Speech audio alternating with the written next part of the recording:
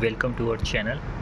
Then अभी हम पिछले लेक्चर में देखे थे तो हमने स्ट्रिंजेंट रिस्पांस कंप्लीट कर लिया था और थोड़ा एसओएस रिस्पांस भी कर लिया था, लेकिन अब हम एसओएस रिस्पांस को और अच्छे से करेंगे। तो एसओएस रिस्पांस जो है क्या होता है? एसओएस रिस्पांस एक ग्लोबल रेगुलेशन है।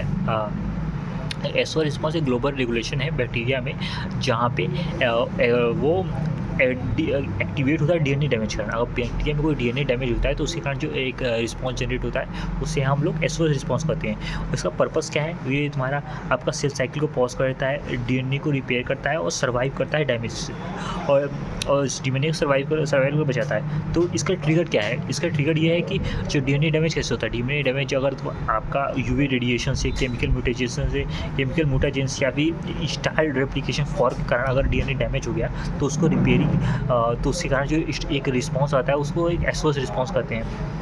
एसओएस रिस्पांस के लिए हमारे पास दो की प्लेयर्स हैं, लेक्स ए प्रोटीन और रेक ए प्रोटीन। और लेक्स ए प्रोटीन जो होता है वो एक रिप्रेसर का काम करता है, जो बाइंड करता है एसओएस से बाइंड करता है। मतलब एसओएस जो है, एसओएस कॉम्प्लेक्सेस जो होते हैं उससे बाइंड करता है, और वो एसओएस नॉर्मल कंडीशन में ये उसको जीन को, एसओएस रिस्पांस जीन को रिलीज़ होने से बचाता है। और फिर रे के प्रोटीन जो होता है, एक लेक्स ए प्रोटीन होता है, एक रे के प्रोटीन होता है। रे के जो होता है और डीएनए डैमेज हो जाता है तो सिंगल स्ट्रैंडेड डीएनए बन जाता है। सिंगल स्ट्रैंडेड डीएनए जो होता है रे के प्रोटीन, सिंगल स्ट्रैंडेड रे के प्रोटीन से बाइंड करता है और इसका एक्टिवेशन हो जाता है। और एक्टिविटी जो रे के होता है वो स्टिमुलेट करता है लेक्स से के सेल्फ क्लीवेज। और लेक्स से सेल्फ क्लीवेज हो जाएगा तो हमारा क्या एसओएस रिस्पांस से जीन निकलना स्टार्ट हो जाएंगे, और वो एसओएस रिस्पांस जो डीएनए डैमेज हो जाएगा और डीएनए डैमेज हो रहा है उसको सही कर देंगे। तो उसके लिए हमारे पास है रेकी। और फिर उसके बाद अब इसका एसओएस जीन जो होते हैं वो नॉर्मली रिप्रेस्ड बाई लेक्सेस होते हैं और इंक्लूड करते हैं यहाँ पे DNA repair, enzyme, recombinase, polymerase, ये सब इंक्लूड होता है एसओएस जीन में। तो अब यहाँ मैकेनिज्म क्या है? मैकेनिज्म क्या है? जैसे नॉर्मल नो स्ट्रेस कंडीशन में क्या होगा, लेक्स से जो होगा, लेक्स से रिप्रेसर जो होगा वो बाइंड करेगा एसओएस बॉक्सेस से एसओएस, और उसको एसओएस जीन को ऑफ करके रखेगा। और जैसे डीएनए डैमेज हो तो सिंगल स्ट्रैंडेड डीएनए बना तो क्या होगा, सिंगल स्ट्रैंडेड डीएनए बना तो वो रेके से बाइंड होगा तो रेके एक्टिवेट हो जाएगा। रेके एक्टिवेट होगा तो वो लेक्स से के सेल्फ ऑटो क्लीवेज को प्रमोट करेगा, और उसके प्रमोट होने के कारण क्या कहते हैं, एसओएस जीन निकलेगा। वो तुम्हारा वो जो भी एसओएस जीन ऑन हो जाएगा वो एरर डिटेक्शन, जो डीएनए पॉलीमरेज, उसमें पॉलीमरेज सेकेंड, थर्ड और फोर्थ तीनों आते हैं। फिर न्यूक्लियाइड एक्सप्रेशन और रिकॉम्बिनेशन प्रोटीन, ये सब जीन आके आपके डीएनए को सही कर देंगे, मतलब उसको रिपेयर कर देंगे। देन हम आगे बढ़ेंगे फेजेस ऑफ एसओएस रिस्पांस से। अर्ली जीन क्या होता है? अगर अर्ली जीन में होगा तो डीएनए रिस्पांस सेल साइकिल या सेल इनिशिएशन काम करेगा, और लेट जीन में एरर प्रोन पॉलीमरेज होगा, जो जितने भी एरर आएंगे उसको सही करने का काम करेगा। Allow replication of cross relation but may cross mutation, ठीक है। अब हीट शॉक रिस्पॉन्सेज क्या होता है? Trigger sudden increase temperature. अगर हमारे कैसे सडन इंक्रीज टेम्परेचर का इंक्रीज होता है तो क्या होगा? अगर सडन इंक्रीज टेम्परेचर होगा तो protect and refold denature protein और degrade them if reversibility damage. अब क्या होगा? अब पहला हम दो रिस्पांस पढ़ चुके हैं, स्ट्रिंजेंट रिस्पांस, और दूसरा हम पढ़ चुके हैं एसओएस रिस्पांस। स्ट्रिंजेंट रिस्पांस क्यों होता था हमें एक बार रिकॉल करते हैं। जो क्या कहते हैं, अमीनो एसिड्स की कमी हो जाती थी तो स्ट्रिंजेंट रिस्पांस आते थे। उसके लिए एलार्मोन हार्मोन दो निकलते थे, ग्लूकोसाइड, यहाँ पे एक सेकेंड, ये जीपी मतलब यूनोसिन टेट्राफॉस्फेट और यूनोसिन पेंटाफॉस्फेट निकलते थे। अब ये हो गया स्ट्रिंजेंट रिस्पांस। और उसका क्या ये दूसरा रिस्पांस होता था हमारा, जो पढ़े एसओएस रिस्पांस जो डीएनए डैमेज होता था, इसमें दो थे, लेक्स से और रेक के। अब तीसरा हमारा रिस्पांस है heat shock response. Heat shock response ये ट्रिगर कब होता है, जो सडन इंक्रीज टेम्परेचर में सडन इंक्रीज होता है, जैसे 30 से 42 डिग्री से अगर इंक्रीज़ हो गया तो इसमें क्या होगा, तो इसका गोल तो इसमें ये रिस्पॉन्स ये स्ट्रिंजेंट रिस्पॉन्स एक्टिवेट हो जाते हैं। और इसका मेन गोल होता है कि प्रोटीन रिफोल्ड डीनेचर, जैसे अगर टेम्परेचर बढ़ता है तो क्या कहते हैं प्रोटीन डीनेचर हो जाते हैं, ये उनको डीनेचर और रिफोल्डिंग से बचाता है, रिवर्सिबिलिटी इरिवर्सिबल डैमेज से बचाता है। तो हीट शॉक में कुछ सिग्नल होते हैं यहाँ पे सीमा फैक्टर्स से। हीट शॉक में सीमा फैक्टर होते हैं सीमा 32 और जो हीट शॉक सीमा फैक्टर होते हैं सीमा 32 और ये चैपेरोन्स, ये हीट शॉक सीमा फैक्टर चैपेरोन से रिलीज़ करते हैं। डिनैक और डीनेजे रिफोल्ड नेचर प्रोटीन, ये जो होते हैं हीट शॉक सीमा फैक्टर से पाई सीमा 32 आता है, वो चैपेरोन से रिलीज करते हैं। डीनॉक और डीनेजे ये डीनेजे प्रोटीन को रिफोल्ड करता है और प्रोटीन जो होता है वो डिग्रेड करता है इरिवर्सिबिलिटी डैमेज प्रोटीन। अगर क्या कहते हैं डैमेज प्रोटीन का डैमेज हो गया तो उसको इरिवर्सिबिलिटी को डिग्रेड कर देगा।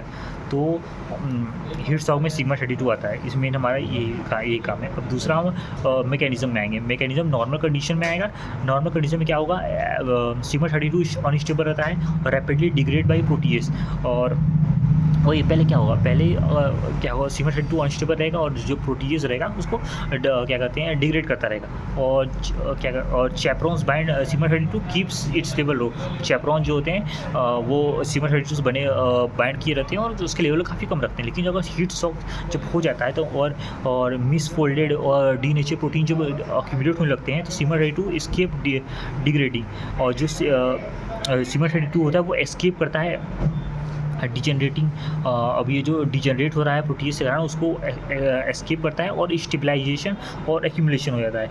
अब उन लोग के क्या प्रोटीन के स्टेबलाइजेशन और एक्यूमुलेशन में मदद करने लगता है। तो सिग्मा 32 जो होता है वो क्या कहते हैं आरएनए पॉलीमरेज से बाइंड करता है और उसको एक्टिवेट करता है। और वो आरएनए पॉलीमरेज अब transcription of heat shock genes, अब जो हीट शॉक जीन्स का जो डीनेचर्ड हो गया उसका ट्रांसक्रिप्शन करना शुरू कर देता है। और स्ट्रेस रिस्पॉन्स रिकवरी क्या होता है, जो मिसफोल्डेड प्रोटीन्स होते हैं वो रिफोल्डेड और डिग्रेडेड होकर बच जाते हैं, या तो जो मिसफोल्डेड प्रोटीन है वो रिफोल्ड हो जाएंगे या डिग्रेड होकर पूरा हट जाएंगे। इसके लिए प्रोटीन जो होता है वो पूरा डिग्रेड जो मतलब कुछ ऐसे प्रोटीन होते हैं, जैसे अभी बताता हूँ आपको, दो तरह के डैमेज होते हैं। या एक ऐसे डैमेज होता है जो सही हो सकता है और एक ऐसा डैमेज है जो सही नहीं हो सकता। जो सही नहीं हो सकता जो प्रोटीन सही नहीं हो सकते उसको प्रोटीएज रिलीज़ करके हम उसको क्या कहते हैं डिग्रेड करके पूरा हटा देते हैं। और जो सही हो सकता है उसको हम चैपरॉन्स रिलीज के डीने चैपरॉन्स रिलीज होता है वो उसको सिग्मा 32 पर रिफोल्ड कर देता है। तो अभी हम तीसरा रिस्पॉन्स पढ़ चुके हैं। अब हम पढ़ेंगे ऑक्सीडेटिव स्ट्रेस रिस्पॉन्स। अब ऑक्सीडेटिव स्ट्रेस रिस्पॉन्स क्या होता है, जैसे बैक्टीरिया के हम डिफिनीशन में देखते हैं कि oxidative stress response occur when bacteria expose to reactive oxygen. जो बैक्टीरिया ऑक्सीडेटिव स्ट्रेस रिस्पॉन्स कब आता है, जब बैक्टीरिया जो होता है वो एक्सपोज होता है रिएक्टिव ऑक्सीजन स्पीसीज़ का, that can damage DNA proteins और लिपिड। जो डीएनए प्रोटीन और लिपिड्स तीनों को डैमेज करता है। Oxidative stress response involves enzyme regulation repair system that can देखो ऑक्सीडेटिव रिस्पॉन्स करता है when bacteria expose to reactive oxygen species. जो रिएक्टिव ऑक्सीजन स्पीसीज के उसमें आती है, एक्सपोज होता है reactive oxygen reactive oxygen species के उसमें आती है, तब वो डैमेज करती है डीएनए को, प्रोटीन्स को, लिपिड को। तो ऑक्सीडेटिव रिस्पॉन्स करता है वे बैक्टीरिया एक्सपोज होता है रिएक्टिव ऑक्सीजन स्पीसीज पे, तो वो डीएनए और प्रोटीन्स को डैमेज, लिपिड्स को डैमेज करता है। Oxidative stress response involves enzyme regulation repair system and detoxify ROS and protect cell को प्रोटेक्ट करता है। तो रिएक्टिव ऑक्सीजन स्पीसीज होती क्या है जिसके कारण तुम्हारे बैक्टीरिया का डैमेज हो जाता है प्रोटीन और लिपिड्स, वो तुम्हारा सुपर ऑक्साइड होता है O2-1, हाइड्रोजन पेरोक्साइड H2O2 और हाइड्रोक्साइड OH- होता है। ये OH- सबसे मोस्ट डैमेजिंग होता है।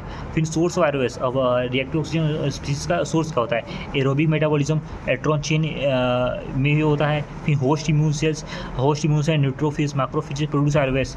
जो host immune cells neutrophil macrophages ये भी आरओएस ऐसे डिफेंस मैकेनिज्म से रिलीज करते हैं। इन्वायरमेंटल स्ट्रेस के कारण भी यूवी रेड्स और रिडॉक्स रिएक्शन में भी ये रिएक्टिव ऑक्सीजन स्पीसीज निकलते हैं, जैसे O2-, और ये तुम्हारा डीएनए डैमेज और आरएनए डैमेज करता है और इसको बचाने के लिए हम ऑक्सीडेटिव स्ट्रेस रिस्पॉन्स आता है। अब डिफेंस एंजाइम क्या होते हैं, और तो इसमें होता है आपका अगर H2O2 अगर हम O2 minus H2O2 OH minus का यार एक्यूमुलेशन होता है तो क्या होगा, तो अगर हमारा H2O2 वो सेंसर होता है ऑक्सी आर, और सुपर ऑक्साइड सेंसर होता है एक्स ऑक्सी आर, और ROS एक्यूमुलेशन होता है जिसमें O2 minus H2O2 OH minus होता है। SOD जो होता है सुपर ऑक्साइड डिसम्यूटेज होता है, कन्वर्ट्स O2 माइनस को H2O2 में बदलता है।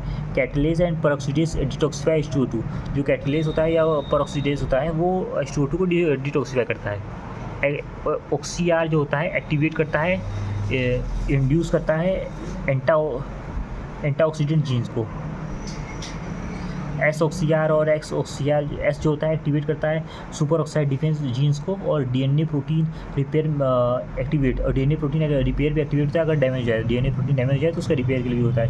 एक्स ऑक्सीआर और ऑक्सीआर एस एक्टिवेट होता है सुपर ऑक्साइड डैमेज के लिए। ऑक्सीआर एक्टिवेटेड इंड्यूस एंटीऑक्सीडेंट जीन, और catalase and peroxidase detoxify H2O2। Catalase और पेरोक्सीडेज जो होता है H2O2 को डिटॉक्सिफाई करता है। SOD होता है सुपर ऑक्साइड डिसम्यूटेज, वो H2O2 को करता है। एक्स ऑक्सीआर और SO से एक्टिवेटेड, ठीक है। अब प्रोटीन रिपेयर हो, अब ये है कि ROS एक्यूमुलेशन होता है O2 माइनस H2O2 और OH माइनस, ये सबसे डैमेजिंग होता है, और इसको क्या कहते हैं डिटॉक्सिफाई करने के लिए H2O2 के लिए कैटलेज और सुपर ऑक्सीडेज होता है, और सुपर ऑक्साइड को करने के लिए हमारा SOD होता है सुपर ऑक्साइड डिसम्यूटेज, जो O2 माइनस को H2O2 में देता है, और H2O2 के लिए कैटलेज और ऑक्सीडेज होता है, ठीक है। और अब ऑक्सीआर जो होता है बताता है अगर H2O2 सेंसर है, और XOCR जो होता है हमारा से ये सेंसर है, ये प्रोटीन। अब यही हमारा यहाँ गया कि हमारा स्ट्रिंजेंट रिस्पांस खत्म हो गया। स्ट्रिंजेंट रिस्पांस हम क्या पढ़े हैं, हम फिर से रिवाइज करते हैं। स्ट्रिंजेंट रिस्पांस हम लोग क्या अभी तक हमने 4 स्ट्रिंजेंट रिस्पॉन्सें पढ़े हैं।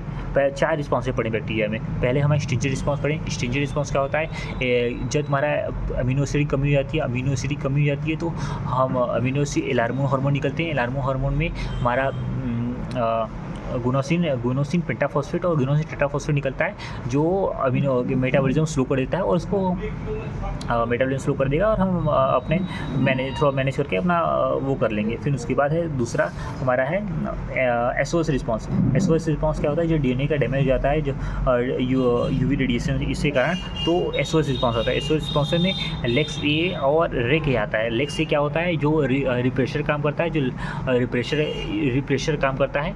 फिर रेक A आता है जो तुम्हारा क्या कहते हैं सेल्फ वो कराता है, मतलब लेक्स A को सेल्फ क्या कहते हैं यार, सेल्फ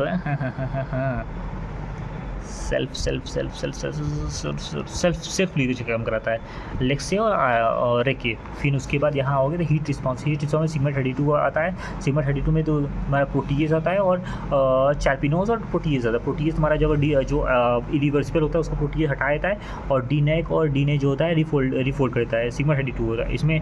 और उसके बाद ऑक्सीडेटिव रिस्पॉन्स में ROS है। ROS में O2-1 H2O2 और क्या है O2-1 H2O2 और OH- है। OH- सबसे डैमेजिंग होता है, और स्ट्रिंजेंट रिस्पॉन्स को डिफेंसेस। अब आगे बढ़ते हैं। इसको करने के लिए ROS accumulation O2-1 H2O2 OH-1, और SOD सुपर ऑक्साइड डिसम्यूटेज होता है, और कैटलेज और पेरोक्सीडेज होता है।